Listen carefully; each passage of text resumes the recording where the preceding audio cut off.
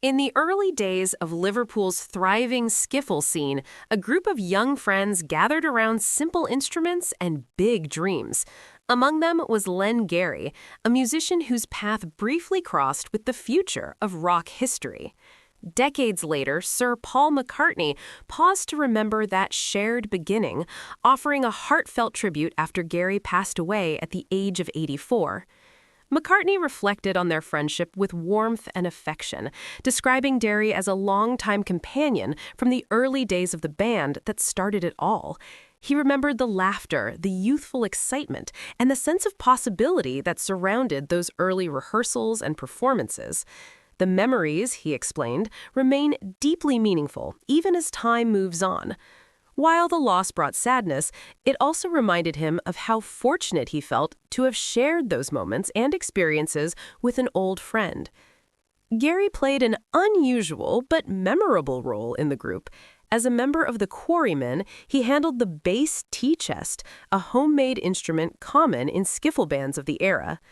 The group itself had been formed in the late 1950s by John Lennon and included several young musicians from Liverpool who were passionate about American folk, blues, and early rock influences. At that stage, none of them could fully imagine how significant their collaboration would eventually become. The Quarrymen served as the starting point for a partnership between Lennon and McCartney that would soon grow into something far bigger.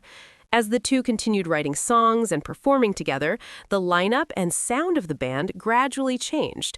Those early experiments eventually led to the formation of the Beatles, a group that would transform popular music and leave a lasting mark on culture around the world. Although Garry's time with the band came before its global success, his presence formed part of the group's earliest chapter. He stood among the young musicians who helped shape the environment where creativity first flourished. In the years since, fans and fellow artists have recognized that those humble beginnings were essential to the story that followed.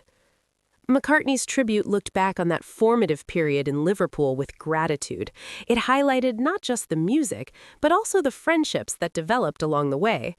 Those bonds, built in small rooms and local performances long before international fame arrived, helped create the foundation for a musical legacy that would influence generations to come.